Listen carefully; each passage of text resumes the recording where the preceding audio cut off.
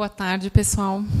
Eu vou pedir licença para ficar de pé, porque professor não consegue ficar muito sentado, né? Então, me mobilizo um pouquinho melhor aqui. Então, boa tarde. Inicialmente, assim, agradecer o convite do CRES, né? Parabenizar pela realização do evento. Um debate de extrema relevância no contexto que a gente está vivenciando, né? Ontem, a aprovação da PEC, eu vou falar um pouquinho depois da PEC também, que terá graves consequências para a Seguridade Social brasileira, né, em especial a assistência social, onde eu trago alguns dados que demonstram essa realidade, né. E queria falar um pouquinho para vocês o que eu pensei. Eu tenho 30 minutos, então eu tenho que me controlar, porque a gente, né, acaba falando um pouquinho mais. Apesar desse estudo ser de 2000, ele ainda tem bastante relevância e é bastante estudado em diferentes países, inclusive na Europa, porque vai agrupando e nos trazendo características dessas políticas sociais. Então, o Spin-Andersen ele trouxe um estudo que, mais tarde, a Solange Teixeira, para quem conhece, é uma autora que vem discutindo bastante assistência social no Brasil, ela vai trazer para o contexto latino-americano esse estudo. Então, eu acredito que ele complementa um pouco a nossa discussão. Spin-Andersen, então, ele vai trazer 3 grandes modelos de proteção social no mundo. O primeiro modelo é o regime da social-democracia, que ele intitula social-democrata, que a gente vai encontrar nos países escandinavos. Embora a gente saiba que são países capitalistas e países que exploraram e que têm uma outra história, né, muito diferente da nossa, se nós formos estudar políticas sociais hoje no mundo, as referências dos países escandinavos são em várias áreas, né? Então, eles têm cobertura universal para os cidadãos e a base de critério é a cidadania e não a necessidade. Se você é cidadão da Escandinávia, que são vários países, Suécia, Finlândia, Islândia, Noruega, Dinamarca, um conjunto de países, os indivíduos lá são atendidos a partir do momento que eles são considerados cidadãos. Tem toda uma política diferenciada para o contexto migratório, né, com esse fluxo migratório que a gente teve recentemente. Esse modelo ele é desmercadorizado, porque lá política social não é mercadoria, ela é direito do cidadão. E é um modelo que nós chamamos de desfamiliarizado, que significa que o foco é no indivíduo e não a família que tem que suprir a ausência do Estado. Eu vou explicar um pouquinho mais para vocês esse conceito de familismo, que é um conceito que a gente vem trabalhando bastante no nosso núcleo de pesquisa, e aí vocês vão entender um pouquinho melhor esse contexto de desfamiliarização. A América Latina, trazendo um pouco dessa análise, quem vai fazer essa análise aqui já não é o Spin-Andersen, é a Solange Teixeira. A Solange ela vai nos trazer um dado que a Sônia Draib e outros autores vão dizer. O Brasil nunca teve um estado de bem-estar social amplo, ou seja, políticas universais para todos, porque o Brasil tem uma característica diferente por estar num contexto latino-americano, né? A América Latina tem um contexto bastante diferente do resto do mundo. Ela é um conjunto de países que foi e passou por períodos, foram colonizados, explorados, passaram por períodos ditatoriais e tem democracia recente, né, devido ao período ditatorial. Nesses conjuntos de países, não há, então, um sistema público amplo, mas há, sim, um sistema de proteção social, mesmo que fragmentado. No caso do Brasil, mesmo que a gente não tenha aquele rol de políticas públicas que a gente sonhava, né, e que se expressam minimamente na Constituição, nós temos, sim, um sistema de proteção social, que é a nossa Seguridade Social, que hoje está em risco, né? Pode passar. Estou indo rapidinho, gente, para dar tempo de falar tudo. No Brasil, o contexto atual. Segundo o José Paulo Neto e o David Harvey, nós tivemos 3 grandes crises do capital, né, que eles chamam de crises sistêmicas do capitalismo. Nós temos uma na década de 29, na década de 70, e outra que começa em 2008 na Europa e chega, né, em boa parte dos países, inclusive no Brasil. Então, atrelada à crise do capitalismo, que é uma crise real, o nosso capitalismo globalizado, quando ele começa a ter uma crise, ele atinge diferentes continentes, nós passamos a ter também uma grande crise política que se estende já há muito tempo, mas que se acirrou a partir de 2013, da reeleição da ex-presidente Dilma Rousseff.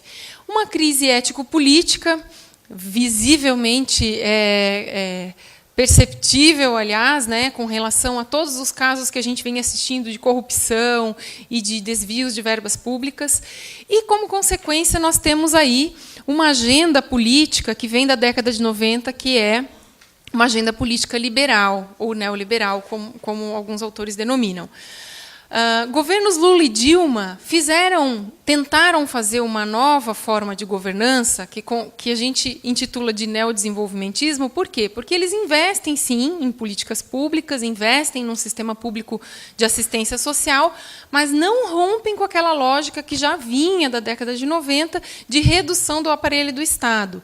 Então, nós, trabalhadores das políticas sociais, a gente trabalha com políticas reduzidas, focalizadas, seletivas, terceirizadas, ou seja, nós vivenciamos uma situação em que nós não temos uma cobertura universal da qual nós deveríamos dispor. Nosso modelo brasileiro ele é altamente familista, e aí eu trago o conceito de familismo para vocês. Professora Regina Célia Tamasso Mioto, Marta Campos, a própria Liliane Moser e outras lançaram um livro ano passado sobre familismo, né, que é um conceito que vem sendo bastante utilizado. O que vem a ser, então, o familismo? É o papel decisivo da família na provisão social, sendo a responsável pelo bem-estar de seus membros, mediante transferências materiais e imateriais, especialmente o trabalho doméstico realizado por mulheres. No contexto do neoliberalismo, como o Estado se torna cada vez mais mínimo, né, o bem-estar, então, passa a ser promovido por quem? Pelo terceiro setor, pela família, pelo mercado, e só em último caso, pelo Estado. Ou seja, o Estado vai atender somente aquelas famílias que não conseguem suprir as suas necessidades, ou através dos seus parentes, ou através do mercado de trabalho, ou através da rede de solidariedade, das ONGs, do terceiro setor. Só aí que o Estado acaba intervindo, né?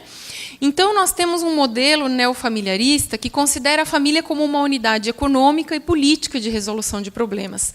Essa é a grande característica da política social hoje, a família sendo a grande responsável pelo seu próprio bem-estar. E o Estado acaba intervindo em situações emergenciais. Tá?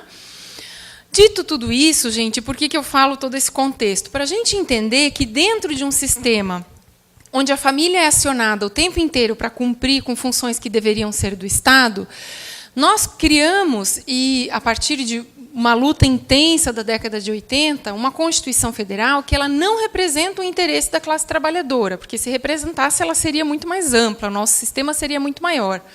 Mas ela traz, sim, um conjunto de proteções estabelecido no tripé da Seguridade Social. Saúde, previdência e assistência social, como vocês já viram hoje de manhã, né?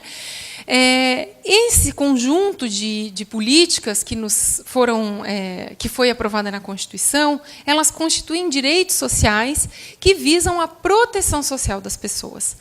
Então, quando eu não tenho política pública, as pessoas estão desprotegidas de seus e também, digamos, sem acesso a esses direitos sociais. Certo? Pode passar. Bom, Constituição Federal, pós-Constituição, vocês devem ter visto na discussão com a Tânia e com a professora Ana, que, década de 90, nós temos 2 projetos em concorrência, né? Um que vem exposto pela essa Constituição, que vai dizer que nós temos que ter uma seguridade, um sistema público, e um outro projeto, que é o projeto neoliberal, que vai dizer, olha, as políticas têm que ser ofertadas via Estado. Esses projetos estão em constante concorrência, seja em qualquer política, né? Os direitos sociais vêm sendo privatizados. Então, o SUAS, por mais que a gente teve avanços que foram enormes, ele vai expressar essas incoerências, né, desses 2 projetos que estão colocados ali. Quais foram as visões novas que o SUAS vai trazer para a política de assistência social? O SUAS vai tentar buscar uma dimensão ética de incluir os invisíveis, através de várias formas, né? Através da prevenção, através da inclusão nos debates, nos conselhos, nas conferências, nos fóruns. Vai trazer uma visão de proteção social, que é um conceito ampliado, de que as pessoas precisam ser protegidas para conseguir cumprir com a função de proteger os seus membros. Vai trazer uma visão social capaz de captar diferenças da realidade macro para micro, ou seja, entender que o Brasil, dentro do Brasil existem vários Brasis, né? E que cada região tem a sua particularidade. Então, o SUAS vai respeitar a territorialização, respeitar esse conhecimento mais regional, e também uma visão social capaz de entender que essa população ela tem muitas necessidades, mas também possibilidades e capacidades a serem desenvolvidas, que não são as capacidades para o mercado de trabalho, né? Diga-se de passagem, porque muitas pessoas acreditam que a saída para o SUAS é quando o usuário ele vai acessar via mercado um posto de trabalho. E é muito mais do que isso, né, gente? Não é só a provisão material, mas sim um despertar político desses sujeitos para que eles consigam, na medida do possível, buscar, né, e angariar esses seus direitos. O SUAS ele revela muitas contradições que estão expressas nos documentos do MDS, que agora é MDSA. Eu vou usar MDS porque os documentos foram feitos ainda na conjuntura do MDS. Como a gente tem 2 projetos em intenção, um projeto privatizante e um projeto de uma política de assistência social pública, universal e para todos, a gente vai ter, então, esses documentos expressando essas contradições. Quando eu falo que o SUAS é para ser universal, para quem dele necessitar, e, ao mesmo tempo, eu só tenho benefícios que atendem à extrema pobreza, eu estou criando diversas contradições nas quais nós, profissionais, que estamos lá nas políticas, vamos ter que lidar. Então, por que eu estou dizendo isso? Porque os documentos do MDS foram muito importantes, mas eles muitas vezes engessaram as ações profissionais. Então, várias pesquisas mostram, por exemplo, que os manuais operacionais de CRAS, CREAS, de trabalho social com famílias, acabaram se tornando guias normativos e orientativos da prática social. E isso é um problema, porque eles são documentos governamentais, né? Então, os documentos do MDS vão dizer, olha, qual é a função do SUAS no atual contexto? É fazer trabalho social com famílias. E o que é o tal trabalho social com famílias que é feito dentro do SUAS, né? Trabalho social com famílias, gente, é algo histórico. A gente que fez serviço social sabe que nasce dentro de uma perspectiva da Igreja Católica, com uma perspectiva moralizante, normatizadora, fiscalizatória. A gente já sabe toda essa história, né? Só que a Política Nacional de Assistência Social ela vai retomar a família com toda a força dentro do SUAS quando traz a matricialidade sociofamiliar, quando diz que a família tem que ser o centro das atenções, né? Então, vai retomar, vai ressignificar o trabalho social com famílias e dizer, para além disso, olha, agora, para a gente trabalhar com famílias, nós precisamos de uma equipe de profissionais de diferentes áreas. Ou seja, nós precisamos de um conjunto de profissões para entender esse sujeito. Então, o que muda do trabalho social de famílias da época da Igreja para agora? Muda a perspectiva teórica, que agora ela é mais crítica, e também que vai ter um conjunto de profissionais que vai atender esses sujeitos. No entanto, gente, tem que ter muito cuidado com essa discussão de matricialidade, porque, às vezes, a matricialidade passa a ser confundida com aquele familismo que eu falei, né?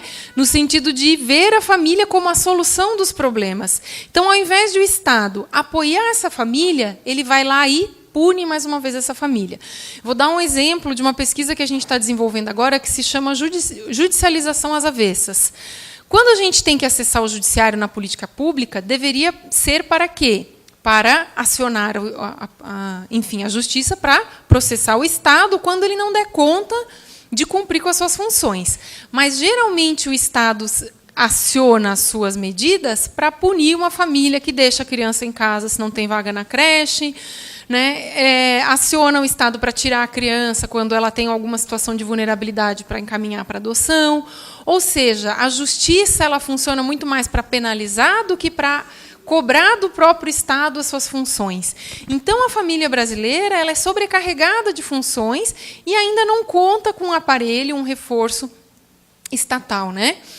Então, para a gente analisar esse trabalho com famílias, tem duas perspectivas, que a Mioto vai trazer isso bem. Ela fez até um documento esse ano, para o ano passado, desculpa, para o MDS, onde ela problematiza essas questões.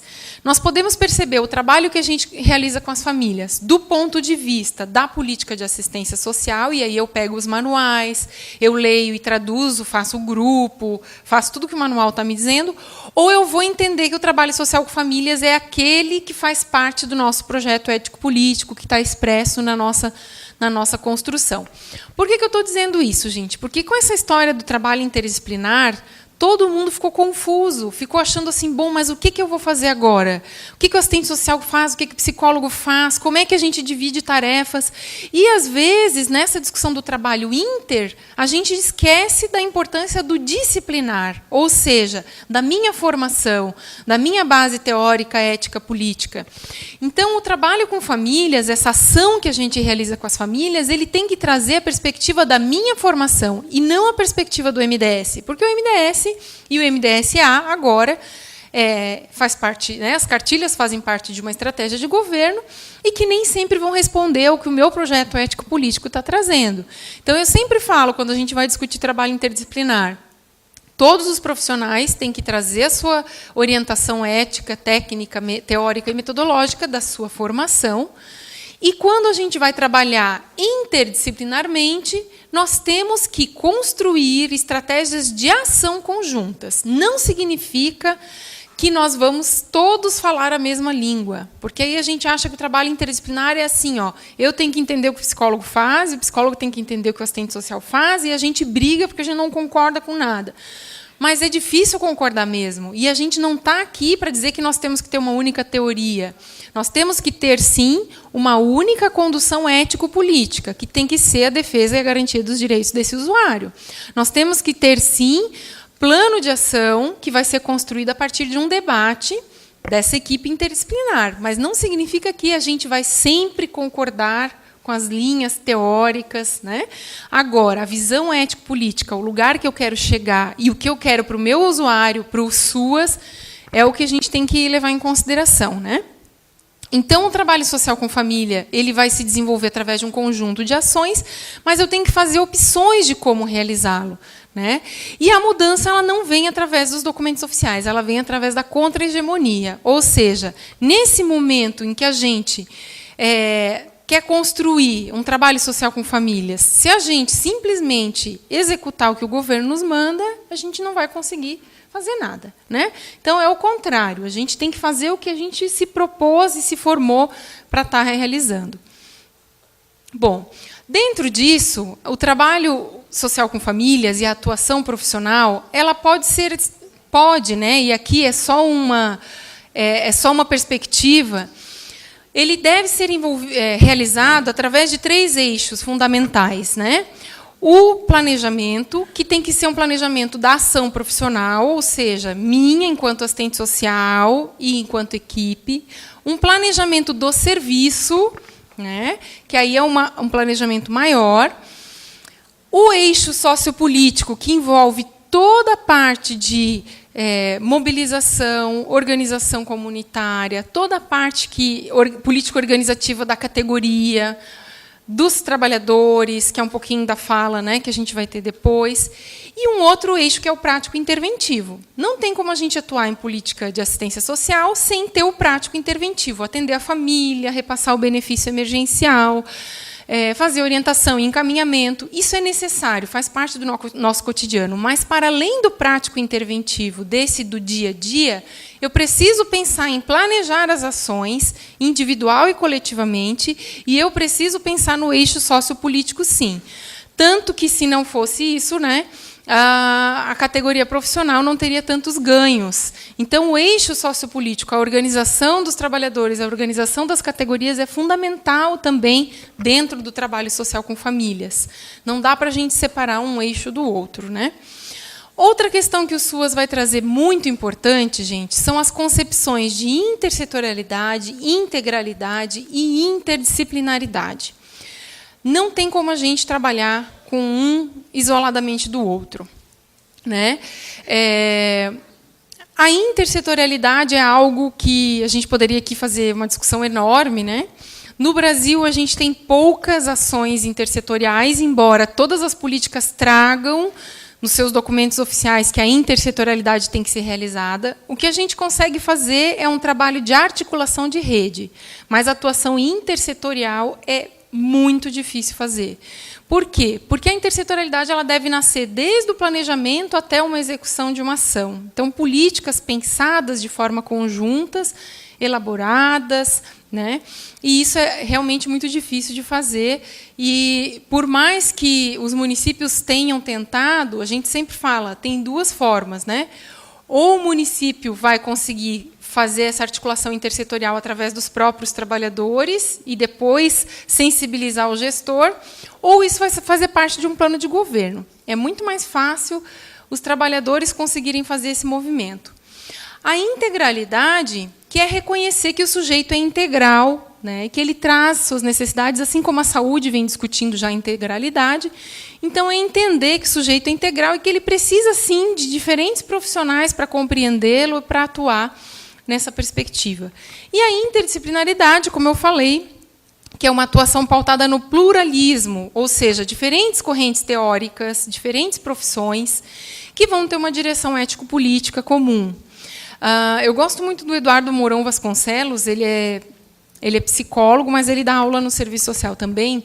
Ele estava falando esses dias que estava aquela briga dos benefícios, quem repassa benefício, quem não repassa, se é assistente social, se é psicólogo e tal. Isso ele falou ano passado ainda.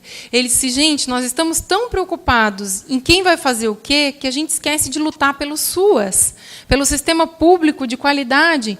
Então, está todo mundo tão preocupado com a sua fatia do bolo que a gente esquece de focar no que realmente interessa, que é uma política pública, laica, de qualidade para todos. Ou seja, a gente tem que dar um foco nas equipes no sentido de manter o sistema que foi começado e implementar esse sistema, né? Então, às vezes, a gente perde as forças debatendo as questões só dos benefícios, mas esquece de um conjunto maior. E ele tinha tanta razão que esse ano está aí. Agora o SUAS está com risco de extinção, né? Se essa PEC realmente tiver continuidade. Dito tudo isso, gente, eu quis colocar aqui avanços que nós tivemos. Então, olhar de proteção social amplo, tivemos uma expansão do SUAS no Brasil inteiro, tivemos equipes. Quando o SUAS foi aprovado, em 2004, nós tínhamos 150 mil trabalhadores, nós passamos, em 2015, para 450 mil trabalhadores no Brasil. Nós tivemos a inserção do Sistema Único de Assistência Social em lugares que jamais a assistência social chegou, através do CRAS Volante, através de outras ações. Tivemos as equipes de referências montadas, o trabalho interdisciplinar veio à tona, ou seja, várias coisas bastante positivas, né? O Brasil saiu do mapa da fome, claro que as estatísticas a gente tem que entender como elas foram formuladas, mas sim, teve uma mudança na estrutura da sociedade, na estrutura, né, das famílias inseridas nos programas, mas, por outro lado, o SUAS também tem contradições, porque ele está dentro de um contexto econômico, de uma política macroeconômica que não prioriza o social. É importante dizer que, no governo Lula e Dilma, apesar dos avanços, nós não tivemos um combate efetivo às desigualdades sociais. Nós não tivemos uma política que mexesse na estrutura do país. Elas foram políticas mais paliativas, mas foram políticas que fortaleceram, sim, as políticas sociais e que nós não podemos perder, né? Bom, dito todos os avanços, né, gente, eu poderia aqui ficar falando um tempão dos avanços do SUAS, porque tem muita coisa, como, por exemplo, a região do Vale de Jequitinhonha, que eu tenho uma aluna que é de lá, contando dos impactos do SUAS naquela região. Nossa, tem muita coisa legal do SUAS para a gente falar. Mas o tempo é curto e a gente tem que falar desse contexto atual. Gente, a PEC 24155, que foi aprovada ontem, né, em primeiro turno, ainda vai ter um segundo debate. Eu peguei alguns estudos, eu não vou entrar aqui porque não vai dar tempo, eu tenho só 5 minutos mais, mas o que se pode analisar disso tudo, gente? Nos 2 primeiros anos, a gente até não vai sentir tanto, mas já vai sentir muito, não tanto quanto mais para o final, né? Esse estudo que está disponível na internet, que é o novo regime fiscal e suas implicações para a assistência social no Brasil, ele vai trazer que Já no primeiro ano desse teto, no ano que vem, nós teremos, né, 79 bilhões ao invés de 85 bilhões necessários para as medidas socioprotetivas. Então, nós já vamos ter um corte aí, bem drástico, né? Uma redução de 8%. O estudo, gente, tem vários gráficos. Quem quiser dar uma olhadinha depois com mais atenção, vai nos mostrar que, em 2036, se continuar com essa projeção, nós teremos a metade dos recursos que a gente tem hoje. Então, vamos parar para pensar. Se hoje os recursos já são insuficientes, imaginem metade do que se tem daqui 20 anos, em que a realidade social, econômica e política do país vai ser muito mais complicada, né? A população idosa vai estar muito maior, as demandas sociais estarão muito maiores. Então, esse estudo vai apontar também, em termos de valores, né, que as próximas 2 décadas as perdas para assistência totalizarão 868 bilhões de reais. É muito dinheiro, é o desmonte da política, né? E fora isso, gente, os cortes que já começaram a ser feitos antes mesmo da PEC ser aprovada. Bolsa Família, quem está trabalhando nos municípios já sabe. Esses dias a minha ex-aluna me ligou lá de Pomerode. Professora, cortaram o Bolsa Família sem nenhuma justificativa, eu estou apavorada e tal. Mandei os artigos para ela. Cortaram, passaram, como eles dizem, né, no próprio jornal, o pente fino, no Bolsa Família, cruzando 6 bases de dados do governo federal. E se passou R$1, R$2, R$3 da margem que tem que ter lá da renda, já foi bloqueado o benefício. Tá? Então, o governo encontrou inconsistências em 1,1 milhão dos cerca de 13,9 benefícios, né? E do total... Então, o cancelamento de 469 mil e bloqueio de 654 mil benefícios no Brasil. É muita coisa, gente. Então, o Bolsa Família já está praticamente aí, sendo cortado, né? A autora do livro Vozes do Bolsa Família, para quem já leu esse livro, ela fala que esses setores, então, do judiciário, da grande mídia e todo o governo Temer, né, eles estão construindo uma narrativa para pregar que o Bolsa Família era compra de votos, institucionalizado pelo PT, e que, assim, o programa vai sendo esvaziado pouco a pouco, porque ele ficou muito marcado do PT, né, como se o Bolsa Família fosse característico. Então, a tendência é o desmonte desse programa aos poucos. Outra bomba que saiu esses dias é do BPC, né? Não sei se vocês já viram também. O BPC vai passar toda a sua gestão para assistência social, sobrecarregando os técnicos, especialmente do CadÚnico, porque toda a parte de cadastramento, a inclusão, revisão, atualização cadastral vai passar a ser responsabilidade do município, sendo que o único incentivo financeiro será o IGD. Ou seja, não há aporte financeiro federal a mais para a gestão do BPC. Então, vai ser uma sobrecarga para a assistência social. Uma outra questão que está em pauta aí, né, gente, o programa Criança Feliz, um absurdo. Para quem leu o programa, ele vai sobrepor as ações do SUS e do SUAS, e ele vai propor a contratação de 80 mil visitadores no Brasil, tá? Que não serão assistentes sociais, poderão ser técnicos, que eles dizem que qualificados, mas a gente sabe o tipo de visita que vai ser feita, e que a gente sabe que essas visitas elas são muito mais no sentido de fiscalizar, de tutelar, de moralizar essas famílias, do que num outro sentido de apoio, né, sobrepondo as ações da assistência social. Fora as mudanças para a assistência social, nós temos várias outras. Eu poderia listar aqui pelo menos umas 20 que o Temer fez nesses últimos dias, mas a gente pode trazer no debate, né? Enfim, gente, muita coisa para a gente pensar. Então, tivemos muitos avanços na assistência? Tivemos. Corremos risco de perder, nesse momento, sim. E, diante do exposto, né? Pode passar esse, por favor, que já acabou o meu tempo, né? Acabou? Gente, diante desse contexto, uma coisa que vem assombrando muito, que a gente vem discutindo bastante na universidade, é a ascensão, junto com as medidas neoliberais e conservadoras, de um neoconservadorismo na sociedade, onde se ritualizam as formas já existentes, né, do fascismo, do preconceito, do ódio de classes. Então, a gente está vendo um acirramento muito grande entre as pessoas, né, e um ódio muito grande que vem sendo manifestado aí.